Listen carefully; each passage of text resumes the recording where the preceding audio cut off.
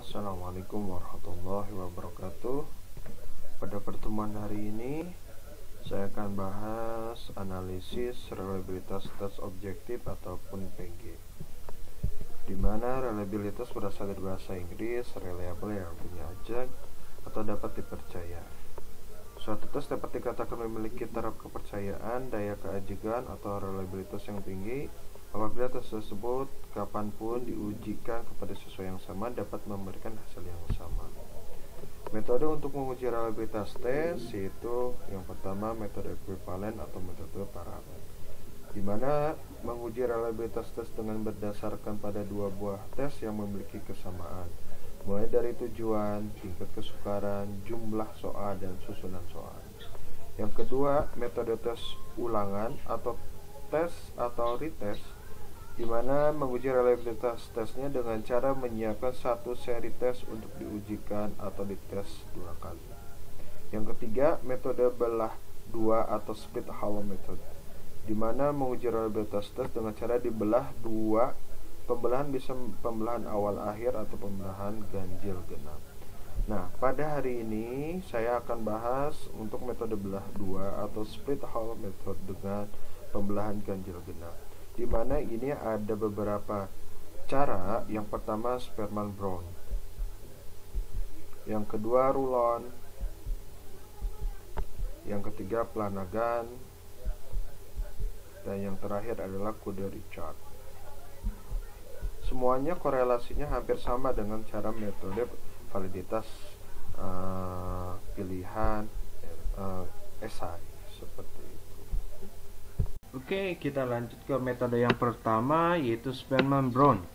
Langkah-langkahnya adalah kita siapkan tabel, di mana kolom pertama itu adalah untuk yang ganjil, soal ganjil.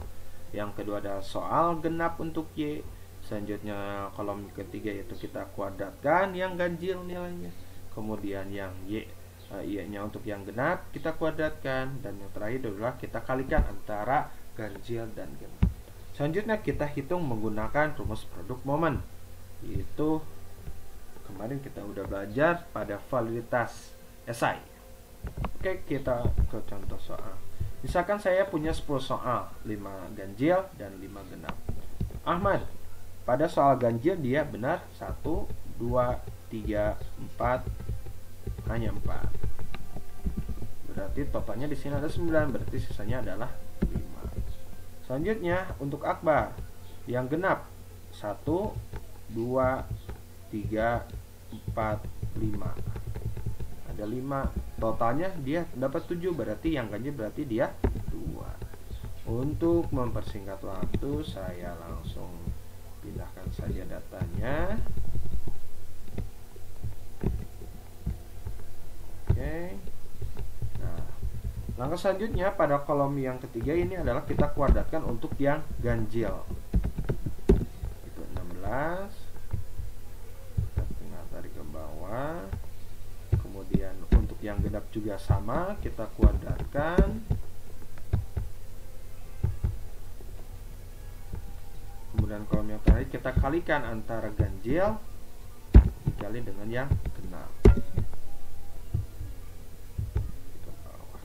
Selanjutnya kita cari jumlahnya untuk yang ganjil, ke pinggir kita kalikan, kita tarik. Oke. Selanjutnya setelah kita dapatkan sigma X, sigma Y, sigma X kuadrat, sigma Y kuadrat, dan sigma XY, kita cari produk momennya. Untuk yang atas itu adalah N dikali sigma XY dikurangi sigma X dikali sigma Y. Berarti N nya itu adalah 15. Kita kalikan dengan sigma XY dikurangi sigma X dikali sigma Y, didapatkan negatif 103. Itu untuk pembilang. Untuk penyebut yang bawahnya jangan lupa di situ ada akar. Untuk yang sebelah kiri untuk yang X, N 15 dikali sigma X kuadrat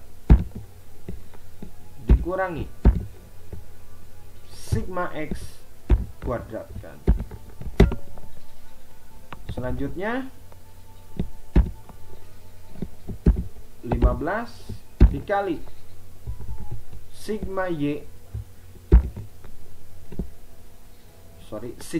kuadrat dikurangi sigma y kuadrat, maka hasilnya ini.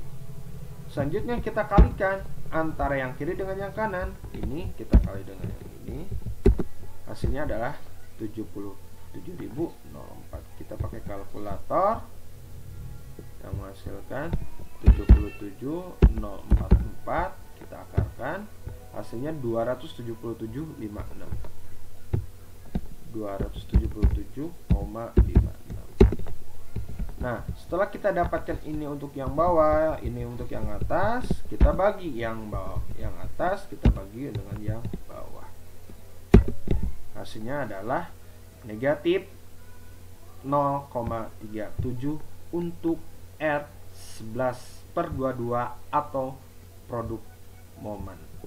Seperti itu.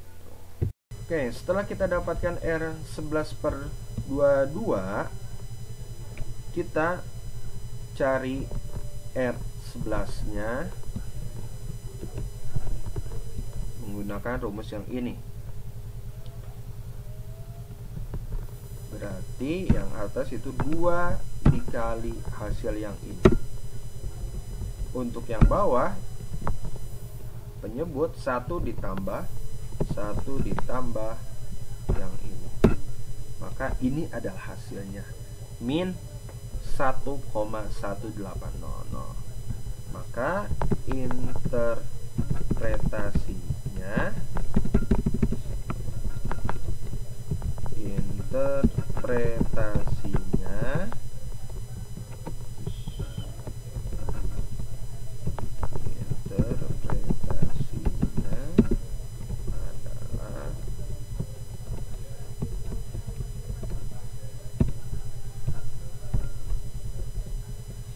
0,70. Tandanya ini adalah kurang dari, yang artinya adalah tidak reliable atau unreliable, seperti itu. Oke, kita lanjutkan metode selanjutnya, yaitu metode Rulon. Langkah awalnya hampir sama dengan langkah metode yang pertama. Kita bagikan X untuk ganjil, Y untuk genap. Kemudian kita cari D, di mana D itu adalah ganjil dikurangi genap. Selanjutnya kita kuadratkan. Selanjutnya kita cari XT itu dari total dan kita kuadratkan dari yang total. Oke, kita lanjut ke contoh. Untuk yang Rulon, kita udah pisahkan ganjil dan genapnya. Kita cari D, di mana D itu adalah yang ganjil dikurangi yang genap. Kita cari. Oke, kita dapatkan. Setelah itu yang D kita kuadratkan. Oke. Sam.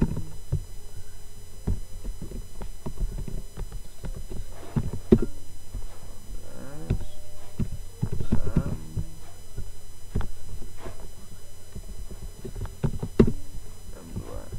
Selanjutnya XT itu kita ambil dari sini.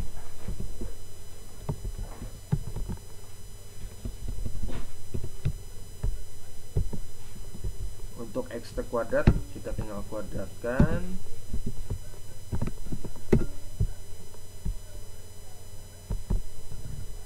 Sini, oke.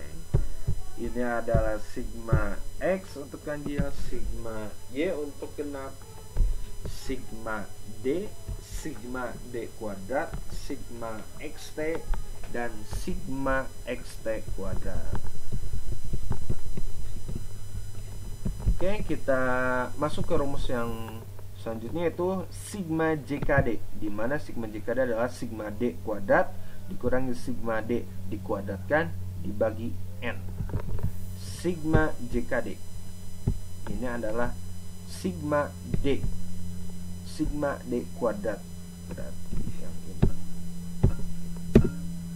Selanjutnya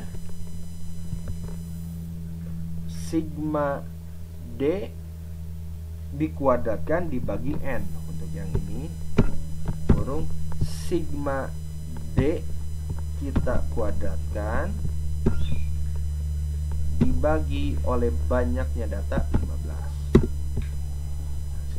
Maka ini adalah hasil dari sigma D kuadrat dikurangi hasil dari sigma D dikuadratkan dibagi N, 52. Ini dikurangi yang ini. Oke, setelah kita dapatkan sigma JKD yang hasilnya adalah 52,4, kita masuk ke S kuadrat D. S kuadrat D yang ini, yaitu sigma JKD dibagi N, berarti hasil yang JKD kita dibagi N itu 15. Hasilnya adalah 3,49. Next, kita lanjut ke sigma JKT. Sigma JKT sama dengan sigma XT kuadrat dikurangi sigma XT dikuadratkan per N, sama dengan sigma XT kuadrat. Ini adalah sigma T kita kuadratkan, langsung kita bagi N, 15. Hasilnya kita kurangi yang ini, yang pertama dikurangi yang kedua, hasilnya adalah 24. Untuk mencari ST berarti sigma JKT mencari S kuadrat T sigma JKT dibagi N, berarti yang ini kita bagi N, itu adalah 15. Hasilnya adalah 1,66. Jadi kita dapatkan S kuadrat D dan S kuadrat T. Oke. Setelah kita dapatkan S kuadrat D 3,49, S kuadrat T 1,66, kita cari R11. R11 itu adalah 1 dikurangi S kuadrat D per S kuadrat T, sama dengan 1 dikurangi S kuadrat D dibagi S kuadrat T. Hasilnya adalah min 1,10. Kita interpretasikan 0,7, maka hasilnya adalah kurang dari. Hasilnya adalah, interpretasinya adalah tidak reliable. Nah, kita lihat reliabilitas Sperman, Bowman, dan Rulon secara akhir itu adalah interpretasinya. Kalau untuk yang Bowman adalah min 1,18, sedangkan untuk yang Rulon adalah min 1,10. Tidak berjauh beda, tapi dengan hasil yang sama, yaitu tidak reliable. Oke, kita lanjut ke metode selanjutnya.